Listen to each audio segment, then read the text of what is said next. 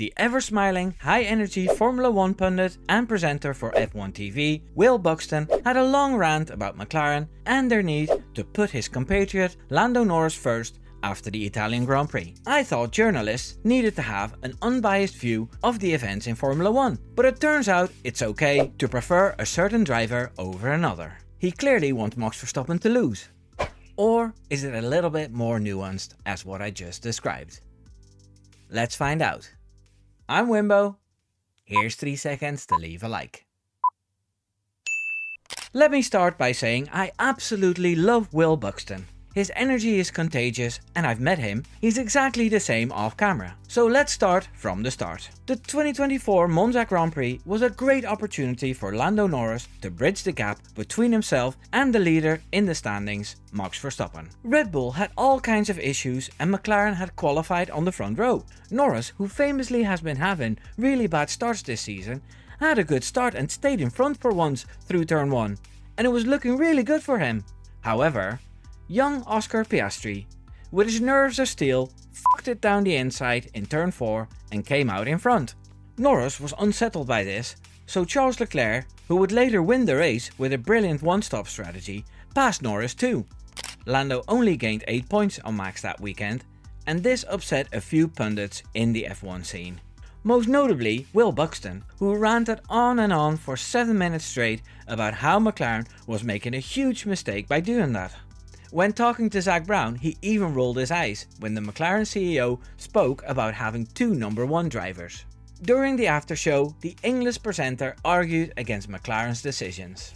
He started by complimenting Piastri on the brilliant move he had made, but questioned why McLaren had allowed it to happen. He assured us that it wasn't British bias when talking about how these opportunities to win prizes don't come along very often and they should grab them while they can. He did speak about possible language in Piastri's contract that forbids the team from favouring the other driver.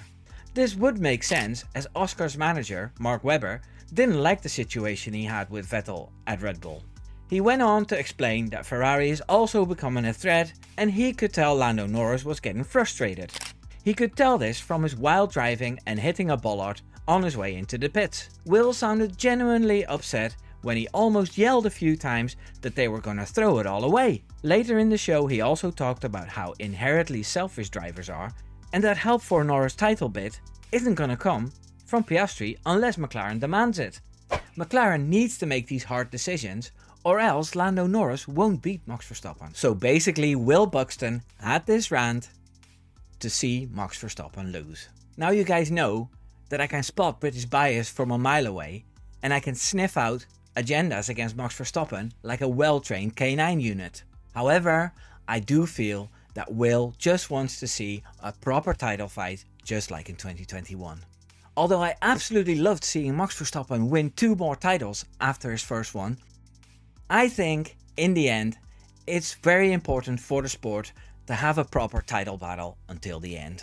I believe Buxton loves F1 so deeply that he forgets his place as an F1 presenter for the organisation, which should be impartial, and had a passionate plea to McLaren to make more out of the possibilities they've been given.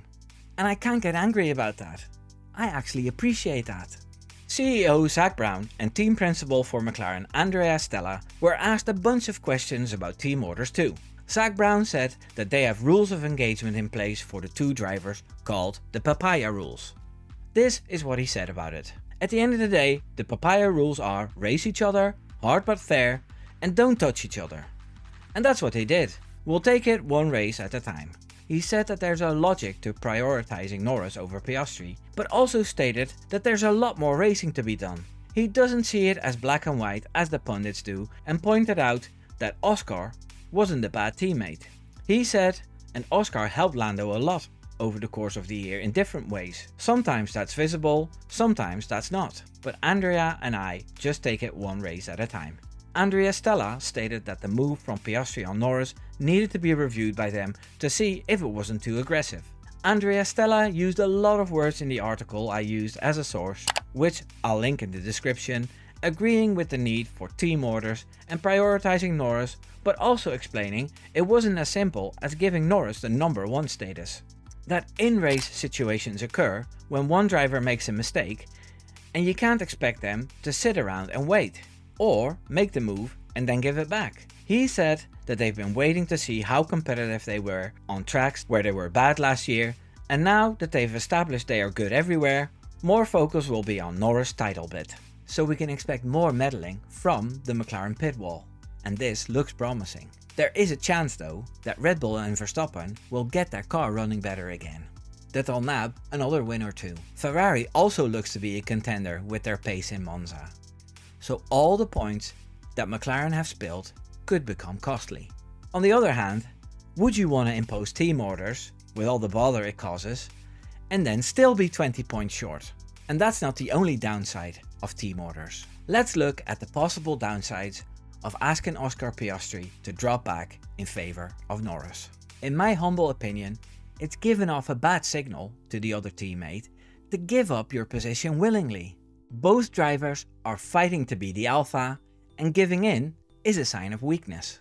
That's why Norris should have kept his win in Hungary. There were plenty of arguments to be made afterwards to iron out the aftermath.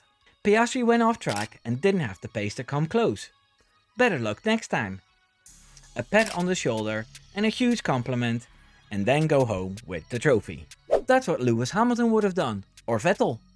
Piastri has only become stronger after his win, and he will be harder to beat. Another reason why Piastri will not want to lose points to Norris is that he's mathematically still in the run for the championship. Verstappen and Norris could crash twice and score no points, and Piastri will be in a strong position as well. I think he wouldn't mind finishing second behind Verstappen either, as beating your teammate is a big thing in F1 too. I can totally see it happening that McLaren will tell the two drivers to swap and Piastri will just plainly refuse. And he'll not spend too much time talking about it afterwards either. He's very headstrong like that. Much stronger than Norris in any case. He'll just say that he was of the opinion he could finish where he was as he earned that position, and that's that. In a way, Piastri's calmness under stress reminds me a bit of Verstappen. And I don't mean in the car, as Max is way more feisty behind the wheel, but in his approach to the press and his superiors. He'll not be fazed when he's shouted at, just like Verstappen was never bothered with Marco shouting at him. So yeah, lots to look forward to for the rest of the season. Plenty of exciting storylines to follow. I think it's best to let Piastri and Norris sort it out on track. McLaren made their bet when they hired two number one drivers, and now they have to lie in it. Pegging Piastri back will only have the opposite effect, and he'll make life even harder for Norris. I have to admit that this is also a little bit of Dutch bias, as I want to see Max Verstappen win one more title before he joins the midfield with Red Bull next season. But that's another video. Subscribe. Take care now. Doei doei.